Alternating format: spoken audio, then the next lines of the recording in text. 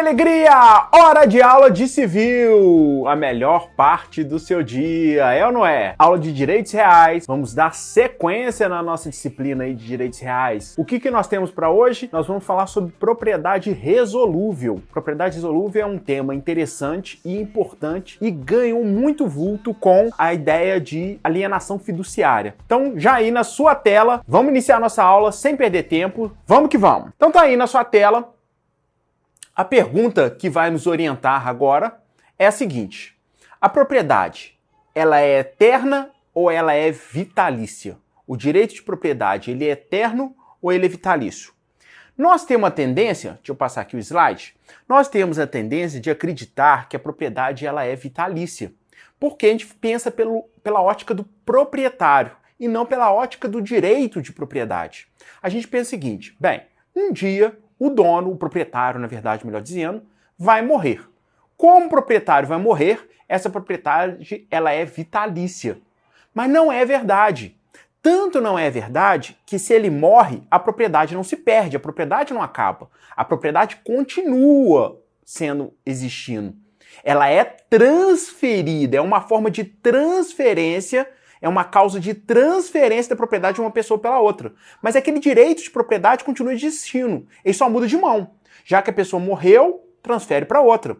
Quando vende, mesma ideia. Transfere o direito de propriedade para outra pessoa. Quando tem uso campeão, mesma coisa. Tem uma aquisição originária da propriedade que nós vamos ver para frente. Mas o direito de propriedade continua existindo. Ah, mas se o prédio cair, Leandro? O direito de propriedade continua existindo sobre o terreno. Nós vamos falar sobre isso mais para frente. Até para falar sobre fração. E aqui nós tivemos um caso interessante que foi o prédio, quando pegou fogo a TT Festas, aqui em Juiz de Fora, na Floriano, esquina com a Getúlio Vargas, e ali os donos dos apartamentos tiveram um direito a uma fração equivalente do terreno, mas o direito de propriedade foi mantido, o que demonstra que o direito de propriedade não é vitalício, não põe fim. O direito de propriedade, na verdade, ele é eterno. Para ser mais preciso, a gente fala, na verdade, que o direito de propriedade ele é perpétuo. O direito de propriedade, então, se perpetua no tempo. Ele não acaba, nem pelo uso e desuso. Ou seja, se eu não utilizar meu direito de propriedade, eu não perco meu direito de propriedade. Eu posso perder porque eu não estou fazendo uso da posse e alguém foi lá e se apossou. Mas vamos dizer que eu tenho um terreno e nunca vou lá nesse terreno. Não uso. E ninguém também invade esse terreno. Vou perder essa propriedade? Não. Continua sendo proprietário. Porque nem pelo uso e desuso você perde a propriedade. A propriedade ela é eterna. Colocado isso, nós vamos ver a aula de hoje. Porque a aula de hoje, na verdade, é uma exceção, é uma vírgula que se coloca para esse direito eterno aí. Vamos ver o seguinte. Então, o direito é eterno, mas temos uma exceção, que é, na verdade, uma vírgula que a gente coloca aí, que é a propriedade resolúvel. Por quê? A ideia da propriedade resolúvel é a seguinte: a propriedade resolúvel existe na mão de alguém, mas ela pode extinguir de uma hora para outra por causa de certas hipóteses. Ou seja, a propriedade deixa de ser eterna e de uma hora para outra ela é extinta. Resolve para alguém a propriedade. É então uma forma de uma propriedade transitória. É como você fosse proprietário, mas existe dúvida se você vai permanecer proprietário e acontece alguma coisa que faz você deixar de ser proprietário. Ou acontece alguma coisa que realmente resolve e determina, consolida a propriedade na sua mão, determina que aquela propriedade é realmente sua. Isso é propriedade resolúvel. Agora ainda não está muito claro, mas vamos ver pelos exemplos que aí vai ficar clarinho. Garanto a você. Vamos seguir. Segue comigo na sua tela aí sobre a questão da propriedade resolúvel. Existem duas formas de propriedade resolúvel. Primeiro vamos aí para o nosso quadro branco para a gente ver um negócio. Existem duas formas de propriedade resolúvel. Então, propriedade resolúvel, que é aquela que resolve, é uma propriedade que eu tenho dúvida, é uma propriedade que ela não é eterna, ela é transitoriamente, eu tenho dúvida do real proprietário, e ela se divide em duas.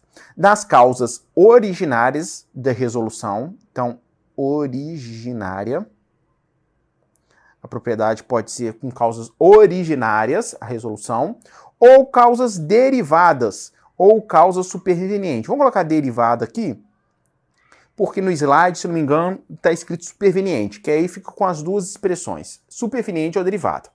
A causa originária está descrita no 1359 do Código Civil.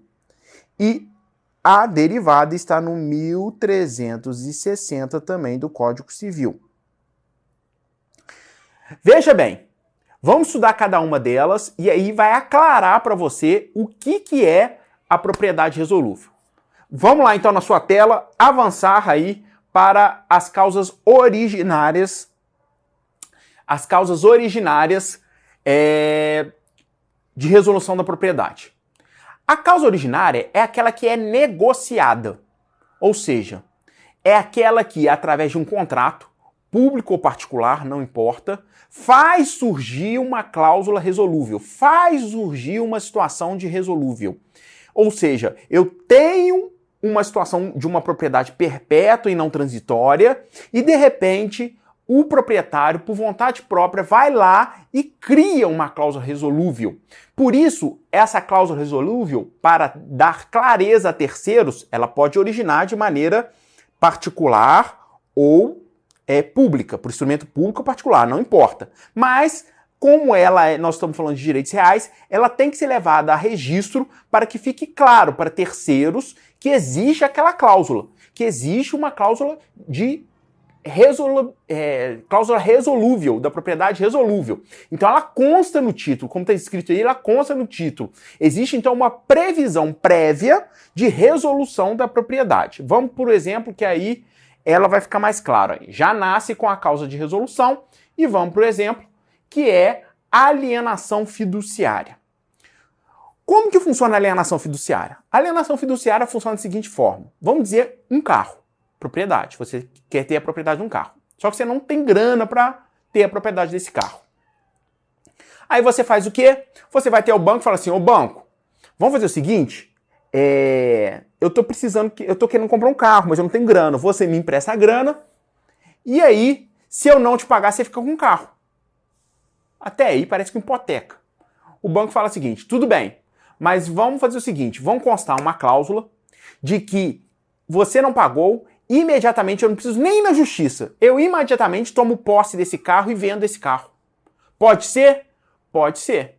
Aí surge a alienação fiduciária, que funciona da seguinte forma. Aí, no seu quadro branco, vamos subir um pouquinho, vamos lá.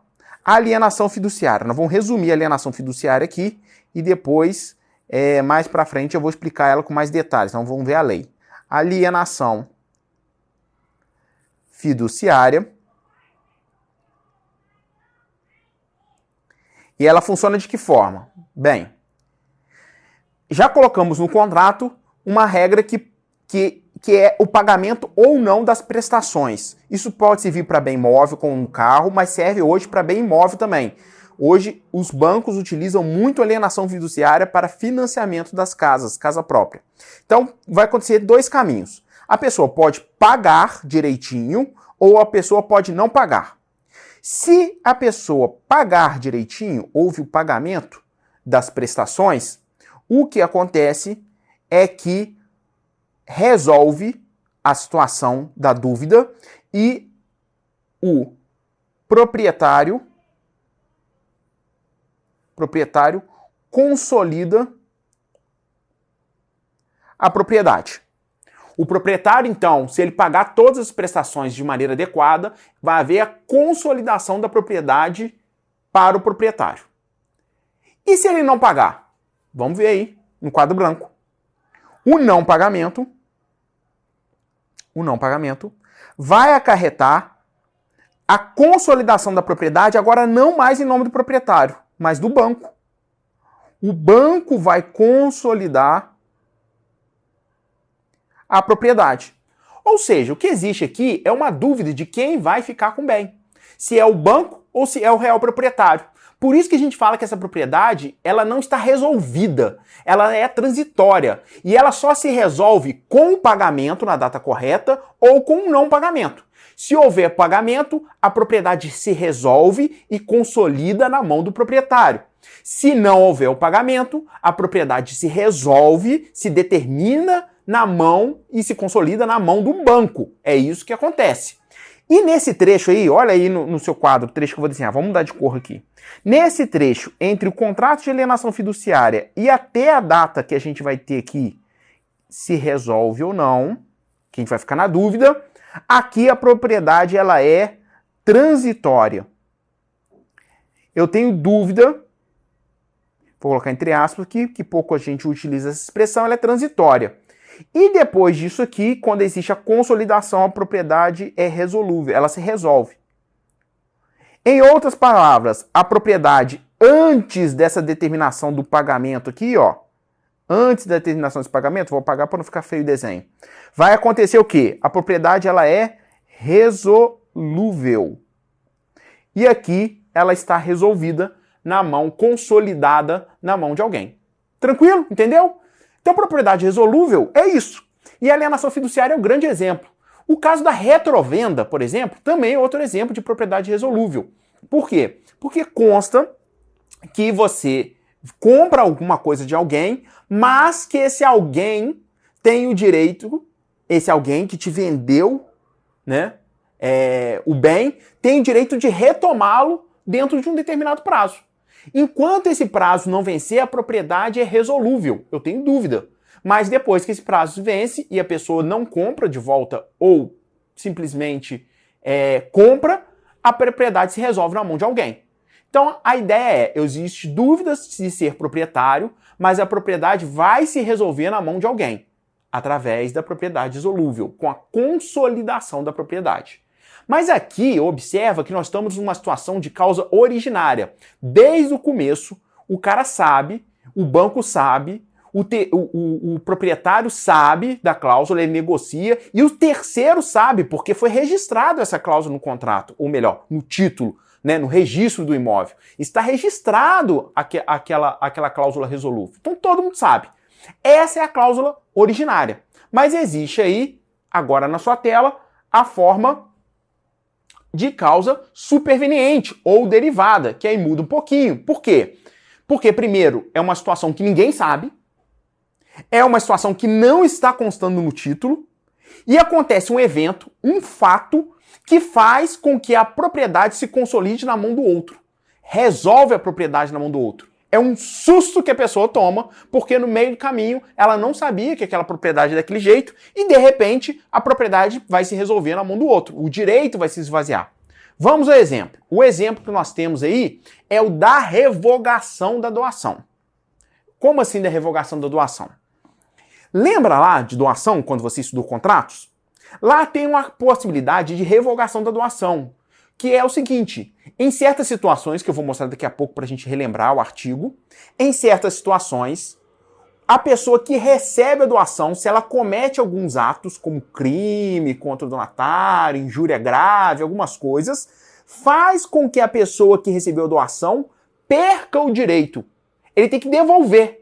Eu recebi um bem, doação do meu tio, eu vou lá e tento dar uns tapas no meu tio, eu tento matar meu tio, eu perco a minha doação. E meu tio tem o direito de, num prazo de 1 ano, que é um prazo decadencial, de propor ação contra mim e pedir para revogar a doação e pegar o bem de volta. Agora, olha o problemão. Digamos que eu cometi algum ato de injúria grave ou de, na verdade, de tentativa de homicídio do meu tio. O meu tio me doou o imóvel, mas eu já vendi o imóvel para o João. Como que vai funcionar para o João? Porque meu tio tem o direito de revogar a doação, mas o imóvel já não está na minha mão, está na mão do João. E aí? Como que a gente resolve? Nesse meio tempo de 1 ano, porque meu tio também pode nem entrar com ação, falar assim, larga pra lá, o Leandro é imaturo, tá na idade, ele tentou me matar, mas beleza, eu prometi pro pai dele que não ia fazer isso com ele, tal, e vou deixar o bem com ele. Mas nesse prazo de 1 ano existe dúvida. Neste prazo de 1 ano que existe a dúvida sobre o imóvel, existe o fenômeno da propriedade resolúvel. A propriedade não está resolvida, porque ela pode resolver na mão do meu tio ou resolver na minha mão. Então aí na sua tela aí agora, vê aí, olha só, é o artigo 557 que fala: podem ser revogados por ingratidão as doações. Olha lá. Se o donatário atentou contra a vida do doador ou cometeu crime de homicídio, né? Então, crime tentado ou consumado. Se cometeu contra ele ofensa física, deu uns tapas nele. se o injuriou gravemente ou caluniou, e se podendo ministrar, recusou ao doador alimentos que este necessitava. Que é o grande, desculpa aqui, o FDP, né? Por quê? Porque o cara te dá a doação, faz a doação lá do imóvel para você, na hora que o cara tá passando necessidade, você deixa de prestar alimentos podendo, né? Então, nesses casos, existe a possibilidade de revogação, durante um prazo de 1 ano. Enquanto houver esse prazo de 1 ano, a propriedade é resolúvel. Falta a gente saber os efeitos para aquele cara, o João, que comprou o imóvel de mim. E aí nós vamos ver agora. Na sua tela, os efeitos. Vamos lá. Vamos aos efeitos. Então lá. Efeito. Nós temos 2 tipos de efeitos que nós vamos estudar. Para causas originárias e para causas derivadas. Nós vamos analisar e comparar os dois. A questão de extinguir os direitos e a questão do terceiro de boa-fé. Como assim extinguir direitos? Quem adquiriu a propriedade com cláusula resolúvel pode ter constituído direito sobre as coisas. Tipo, benfeitoria, pode ter feito usufruto, ele pode ter feito vários direitos sobre a coisa, e agora que a coisa vai se resolver na mão do terceiro, o que vai acontecer? Esse terceiro está protegido, não está? Como que é a história? Vamos ver aí. Vamos para o quadro branco, que eu vou explicar aqui isso no quadro branco. Então nós temos aí as causas originárias e as causas derivadas. Na causa originária, qual que vai ser o efeito? Ora, se constava no título e todo mundo que negociou com essa pessoa sabia da existência de uma cláusula resolutiva, que a propriedade era resolutiva, mais do que é justo que todos os direitos